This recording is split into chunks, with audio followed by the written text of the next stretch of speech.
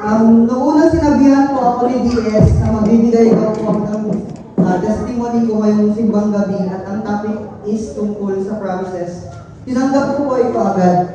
Ngunit sa loob-loob ko, tinatanong ko yung sarili ko kung ano nga ba yung dapat kong sabihin.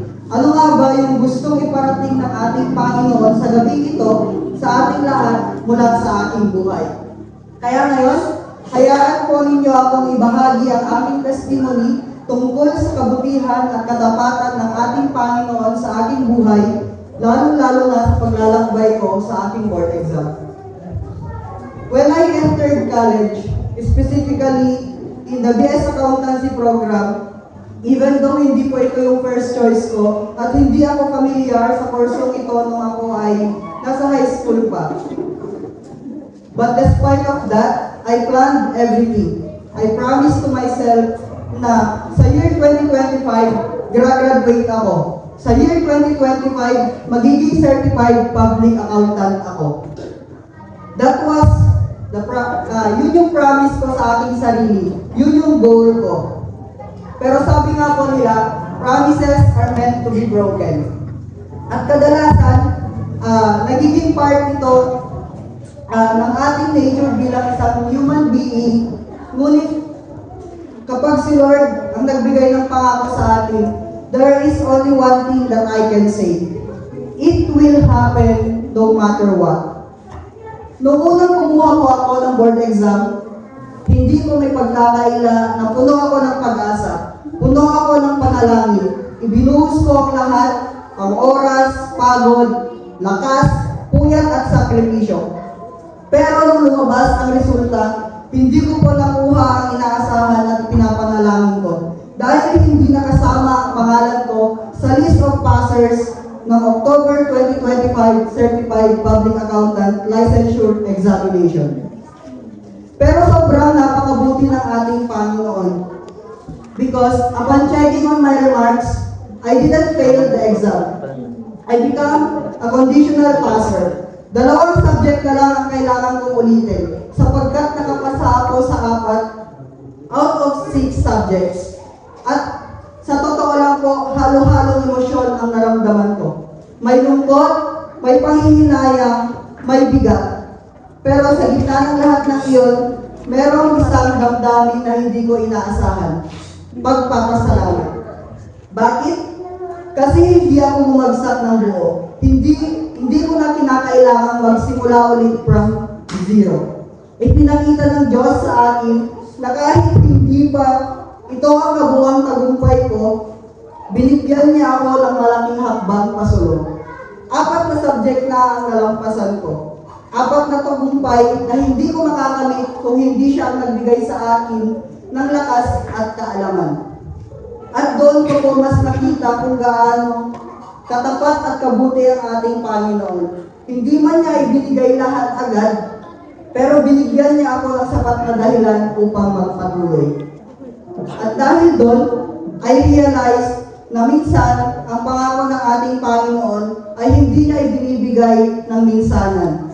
Instead, He gives them little by little to teach us how to trust, to wait, and to remain strong. Sa pagiging conditional passer ko po, doon mas naging totoo ang Jeremiah chapter 29 verse 11 sa buhay ko. For I know the plan I have for you, declares the Lord. Plan for peace and not for evil, to give you hope and future. Hindi man po agad kumpleto ang tagumpay ko, pero malinaw ang mensahe ng Diyos. Meron siyang ginagawa at patuloy akong magtitiwala na meron siyang plano sa buhay ko. At habang naghahanda ako muli upang kunin ang natitira pang 2 subject, doon ko nakita ang iba pang pangako niya. Ang pangako hindi niya ako iiwan sa laban na ito. Araw-araw, binibigyan niya ako ng lakas upang bumangon. Pinalilibutan niya ako ng mga taong naniniwala sa akin.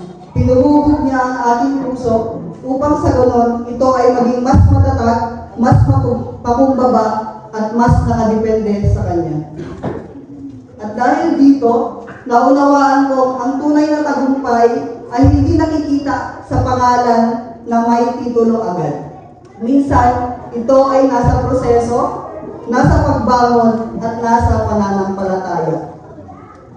Kaya ngayong gabi, tumatayo ako bilang living testimony na kahit hindi pa tapos ang laban ko, buo ang tiwala ko sa ating Panginoon. Ang Diyos na nagbigay sa atin ng lakas at kaalaman sa apat na subject ay siya ring Diyos na tutulong at magtatapos sa natitira pang dalawa. Ang Diyos na nagdala sa akin sa puntong ito ay siya ring Diyos na maghahatid sa akin sa araw ng aking ganap na tagumpay. At kapag dumating po ang araw na iyon, ang araw na magiging kompleto ang pangako niya, alam kong masasabi ko ito, na hindi ko ito nakamit dahil malakas at matatag ako, kundi dahil tapat ang Diyos sa kanyang mga pangako. Kaya sa gabi ito, may pagmamalaki ko pong sabihin na ang Diyos ay tapat. Hindi man perpekto ang landas ko, pero perpekto ang paghawak niya sa akin. Hindi man ganap ang sitwasyon ko ngayon, pero ganap ang pangako niya. At hanggat nabubuhay ako, ito po ang pananampalatayang dadalhin ko. Kapag nangako ang Diyos, tinutupad niya ito. Hindi ko man po ito makita ngayon, pero tiyak ako na mangyayari ito sa tamang oras at sa tamang panahon. Ako mismo ang patunay na sa bawat luha may dahilan. Sa bawat paghihintay, may kasunod na sagot. At sa bawat pagsubok, merong pangako ang Diyos na kailanman ay hindi maglalaho. Sa Diyos ang lahat ng papuri at pasasalamat. Maraming salamat po. Once again, good evening and Merry Christmas po sa ating lahat.